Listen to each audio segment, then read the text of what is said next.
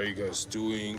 I don't know if you can hear me, but I apologize. I can't really see today. I didn't bring my other phone to look at the comments, and I don't have regular glasses on. Hello, how you doing, Mr. Beast? Francisco, hello. Mix the Beast, you rock. Hello, Maurice. The front kick, spinning kick I'm doing, it's so hard. It feels like it's gonna tear this muscle right here.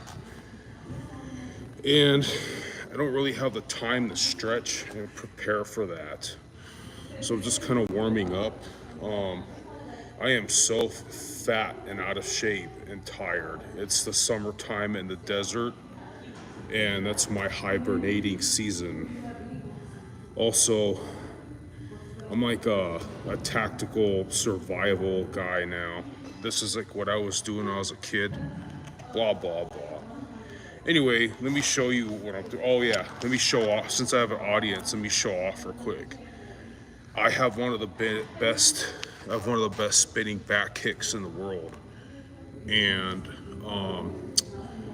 supposedly MMA martial artists, these contemporary kids, right, that think that what they're doing, MMA, is so much better than karate or taekwondo or something. It's a psyop. It's horseshit. It's a psyop to get all the kids into butt touching each other on the ground, doing Brazilian Jiu-Jitsu.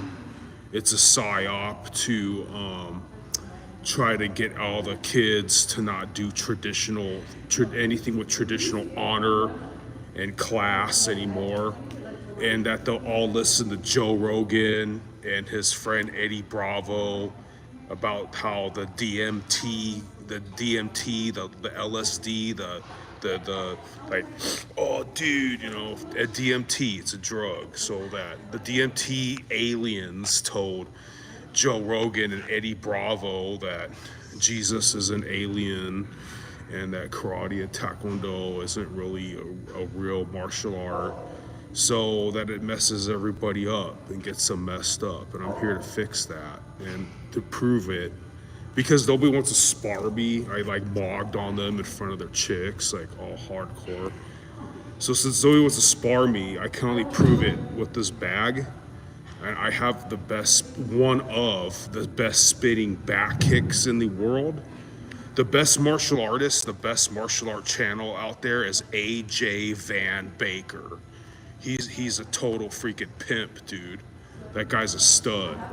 You don't get too many of those kind of guys in a lifetime. He has a better kick than me. He can whoop my ass. But as for I tell kids all the time, if you want to be an MMA fighter, it's easy. Just take steroids and neglect child support. Live in your car or with your mom till you're 30 or 50 years old. Save all your alimony money on steroids and tattoos. Get a coach to cherry pick your opponent so that you're all juiced up and roided and you're really 220 fighting at a 175-pound weight class against Berto, the GameStop, the Blockbuster Video, the Foster Freeze, the Starbucks attendant and consultant. And then you get to like put on Facebook that you're supposedly a fighter. Somebody said, I can't read your name, I'm sorry. Hey, it's me. You rock though. Welcome aboard. So I'm gonna show you how the best spinning back kick in the world. Okay. So I'm like really tired, out of shape, and I'm not adrenalized. I'm really, really sluggish. Okay. And I'm gonna show you with like no adrenaline, no hi-ya, no ki. I have the best back kick in the world. So Joe Rogan has a really, really hard back kick, and the traditional way they tell you to do a back kick is pretty powerful. And they're gonna tell you to do this. They're gonna tell you to step to, this is mirrored, the camera, to 1 or 11 o'clock. So like you're stepping to 1 o'clock, turn, you look over your shoulder, chamber, you execute. I don't do none of that. Watch, this is what I do. Keep this nice and still. So,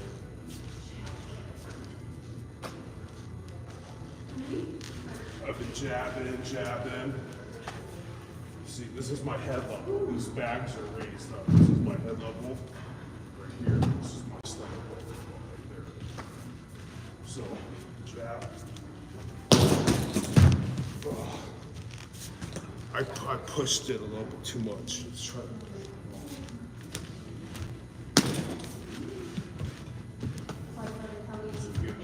Midsection. There. Head.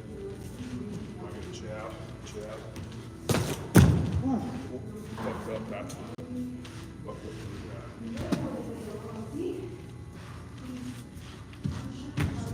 Jabbing. This is about there.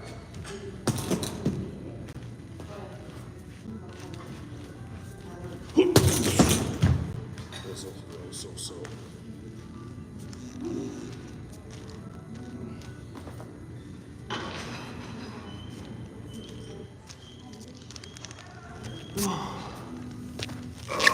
I kind of messed that up, but you get the point. Anyways, so yeah, about MMA.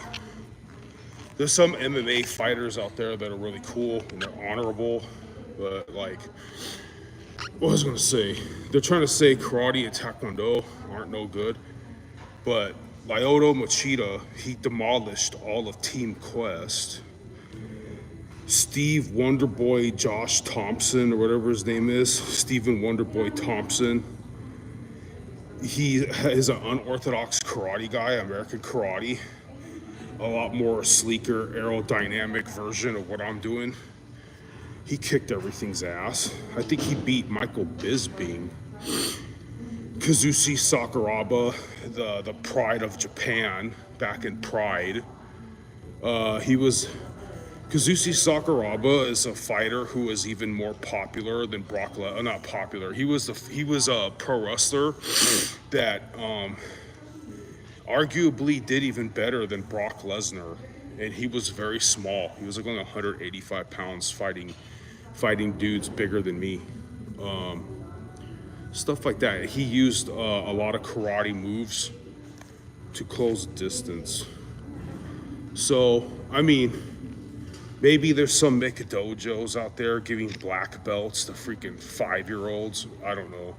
But back in the 90s, karate and taekwondo, it was like human jousting, you know?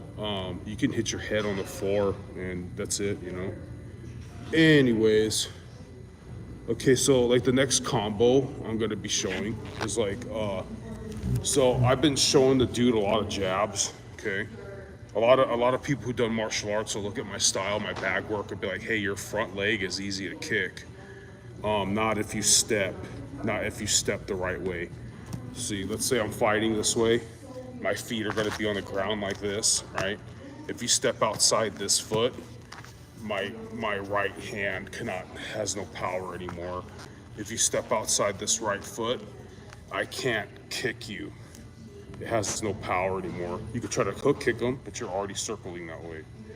So anyways, you get the point. If my channel was bigger, and if anybody wanted to come out and play, I could show everybody what I'm talking about with a partner or whatever, but they're too scared to always be getting mogged on in front of their chicks. Because I went to these MMA, there's some MMA fighters out there that are badass and they're classy and they're like traditional minded martial artists like me. They're just trying to make money or trying to get an accolade. That's awesome. But for the most part of it, there are a bunch of dudes that were living with their mom or in their car or working under the table as bouncers, and instead of like trying to get a house for their 1,000 kids from their 8 different stripper moms and stuff like that. And they were douchebags, and I kept out sparring them. They could take steroids and lay on you on the ground on jiu-jitsu day, but like actually fighting with class and on the feet, I outsparred them all. And then I had to start getting bored with it and started finding other things to do with life. But for them to talk shit on karate and taekwondo, it's really ignorant. It's so ignorant. I forgot I was going with that. MMA, good fighting. Oh, okay, whatever. Combos, okay? So this next combo is, my phone is mirrored. So let me try to speak without saying southpaw or orthodox. I'm gonna be practicing a combo, what's called on a closed stance, kicking the inside of their leg to open them up and follow it with the right cross. So like you're throwing a bunch of jabs. So like imagine I'm like this, right? And so you're kind of like you're coming in this way to throw jabs. Anyway, a hook, anything from here coming in here is hard to block. Anything coming from here, sometimes people get surprised with the overhand, but generally it's a lot easier to block anything. Like I'm already protecting my rib, I'm protecting my chin, and the worst that's gonna happen is you kick me in the ass or the freaking back, the upper back. It doesn't hurt. Everything coming from here is really hard to defend. So I'm gonna be focusing, like I'm throwing jabs here, and then all of a sudden, instead of jabbing, you're faking the jab to pull this hand down, kick them in the inside of the leg, and then right cross them. It's gonna look stupid, you know, but it's what's about.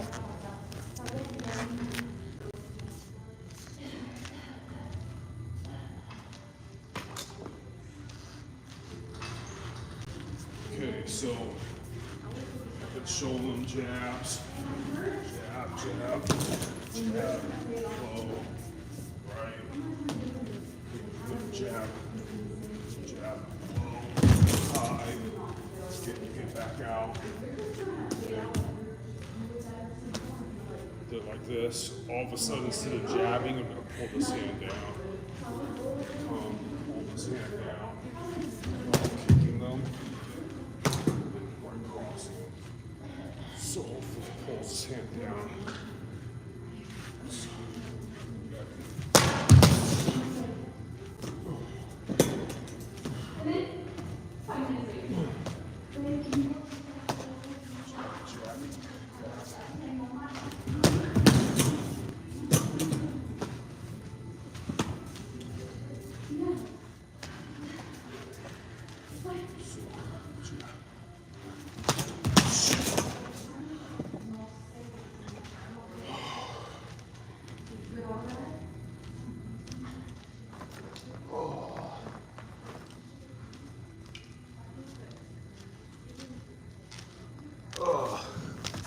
The timing was a little off and all that, you know, but get the point.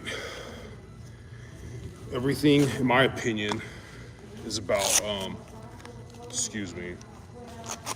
Everything, in my opinion, is about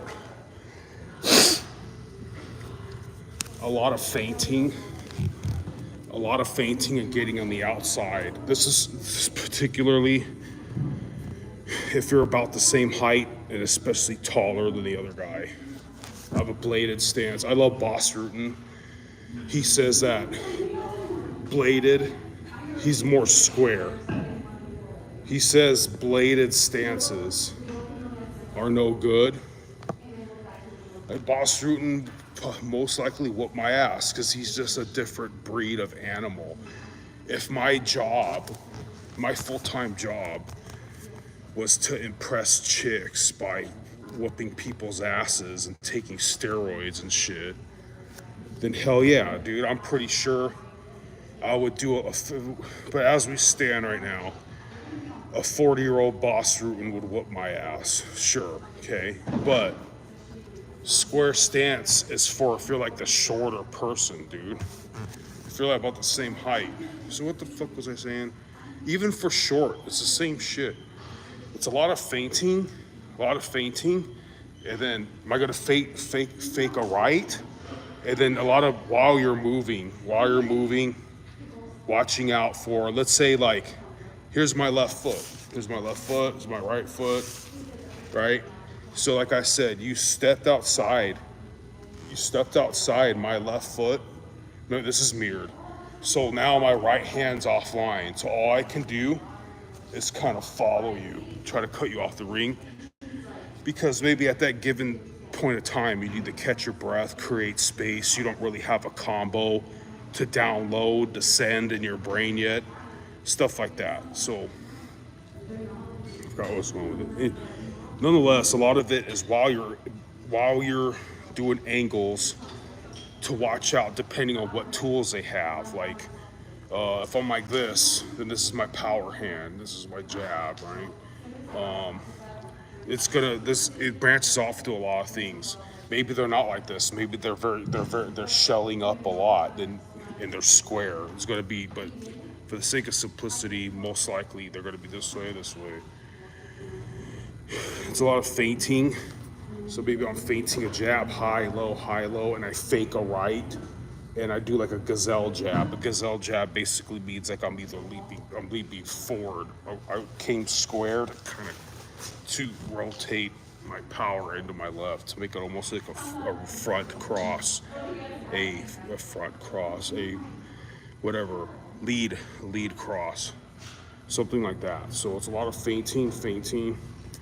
Then when you feel like you're good to go, you send your combo. It's the entry, send your strategy, and then you have to escape. And they escape. The most simple way to explain this is faking a jab, and finally going 1, 2, you're inside, and then putting your hands up and keeping your eyes open. 1, 2, boom. Like, because then right now you're anticipating them to hit back. That's not really my style. I'm a cross blocker, but you get the point. It's like a lot of feinting, moving, positioning yourself, and when you feel like you're in position and ready to send, you send your strategy and you bounce the fuck out. And bouncing the fuck out could be anything from just moving back, blocking, slipping and rolling. It's not really my style, so I'm not gonna look good doing it. It's because yeah, and I personally, I don't really send more than 2 hit combos unless I'm a better grappler, because I want to be like 1, 2 out. So if I'm like 1, 2, 3 uppercut, they're keeping their eyes open and blocking like that. They're eventually gonna counter. They're eventually gonna counter if you're just. That's different. That's when you think they're hurt or you don't. So I don't really get it, man. I'll see sometimes, like, I've seen Fedor or Billy and Ankle do it. The dude's like blocking, like all shelling up, and they're just bombing on the shell. They're like bombing on the shell. I don't get that. You're gonna sprain your wrist, or you're gonna like get out of breath, or something like that. I would step back. I would step out while looking in their eyes and still having my hand up. Framing means like pushing on them or like blinding them in their face, and then kick their legs or something like that. But I'm so badass that I don't kick people's legs in sparring. I don't want them to do that. I could snap their knees. I'm not trying to like brag and shit. Like, I got so good at this shit that I don't kick like a kickboxer. I could just ankle back and side kick the side of their knee in, and I won't. That's like a life or death situation, you know? And then actually, to be honest, in life or death situations like that, you might not be that badass because you might not be able to kick. You might be wearing like dress clothes. You might be like standing in sand or slippery ground, or like you went out to check your mail and you're wearing like flip-flops or something. So honestly, it's kind of a superfluous or extraneous hobby. Like, you could see on the movies them looking all badass like that. And like, if I was a pro fighter, I wouldn't want to be a dick like that. You ever seen John Jones almost break people's knees by side kicking or oblique kicking their freaking knees? What was I gonna do? So I have this really fat. I'm gonna look fat and old and really sloppy, but I'm gonna show a combo about that. So this combo. So hopefully I'm the taller dude as always, and I'm circling back, and I'm sending this kick to like the front of their knee, or if they're more of a side, the side of their knee. Okay, I wouldn't do this shit in sparring. I just kind of practice this on a bag to warm up, and it's banking on them being the kind of dude that's slow, like you're circling all around me, and I'm fat and slow and just walking toward you, trying to cut you off the ring. So you're oblique kicking at that knee to get them to react low, and then you're gonna do a crane kick and kick them with the opposite foot in the face, like the Karate Kid movie. What the freak? Who did this shit? Lyoto Machida. I think Lyoto Machida knocked out Randy Couture, or was it Randy Couture? I know Anderson Silva knocked out Vitor Belfort with a front kick, but I think it was Lyoto Machida. He knocked out either Randy Couture or some other wrestler. Somebody wrote, "Oh, hi Sophie, you rock." So like going to fake a low kick to the knee, crane kick them in the face, and then turn around and spin kick them. I'm not saying this is a realistic combo. This is something like, this is when you would try something like this, it would be like there's only 30 seconds left, there's only 45 seconds left in the round, and you can take a risk. You could take this risk because if you slip and fall or you mess up and you spend all that energy, you're banking on getting a 1 minute rest or something like that. It's kind of a cheap cop out. Like, I gotta stretch this leg. I used to kind of cheat like that. I used to wait till the round was almost over to try outlandish shit. And then if it's not MMA, if it's just stand up, they have to let you stand back up. They can't start bombing on you or stomp kicking you or lay on you if you fall down. And then the crowd goes, "Wow, he tried some movie star kick," and the real spectators and real fighters know you're being the cheap ass. Hold on.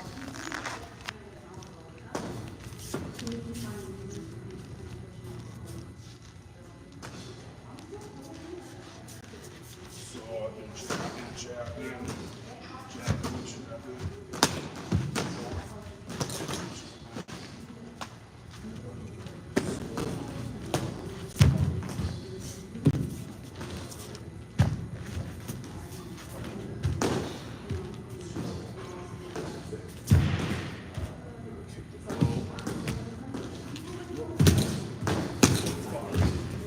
I missed.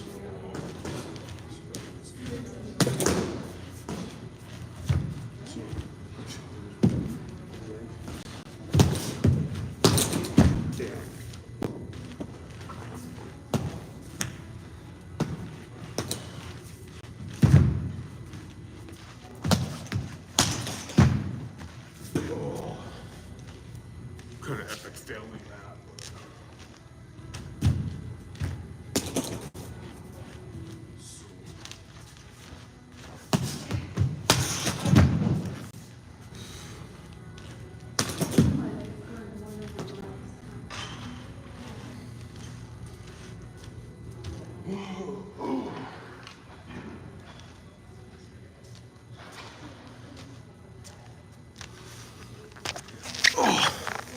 That totally sucked. I epic failed that horrendously. So, anyways, if anybody cares, so I'm like the real life Rex Kwon Do from Napoleon Dynamite. And this fall season, I'm going to go trespassing in the Santa Ana River to go hunt for the infamous cryptid, the Riverside Bridge monster. So if you guys want to see epic tales and epic fails of some fat old dude getting exhausted, almost getting arrested, almost spraining his ankle in the middle of nowhere, almost drowning in quicksand, and running into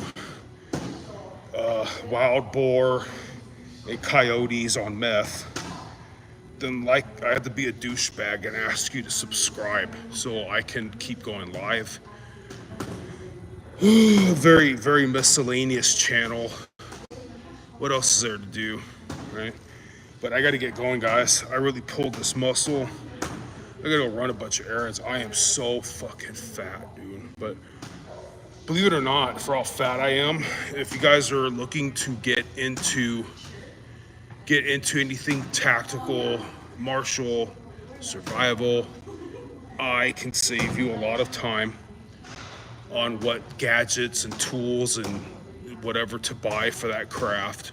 Okay, World War III's coming. Okay, we're all Generation X, millennials. We're all in a below or above or whatever. You know, we're all gonna enter and see the apocalypse, and we should be ready. You need a large survival knife or hatchet, a ferrocerium rod, something to carry and cook water, and preferably, if you homestead or whatever, a Mossberg Maverick 88. I can save you guys so much time. Martial arts is badass. It's badass for having confidence, and like, if any dude wants to fuck with your chick, you can always just mog on them when you're out, because so many dudes are pansies. They don't do fucking martial arts. It makes it too easy for someone who doesn't even have great athleticism or great genetics to be a badass, for the simple fact everybody else rather play with their balls. You get what I mean? This is a different kind of sport. Everybody's a winner in martial arts because you can, just by doing martial arts, you can whoop the average person's ass that like ever lived. And look, you don't have to be a martial artist to be a badass. You just need to be a hard worker, a good dad, or all that kind of good shit. But like,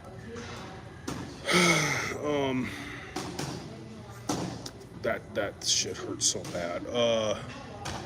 Yeah, you just need to be a good man or some shit like that. But no, like, it's like it's, oh yeah, you know, martial arts, right? It's good for if two people like the same chick.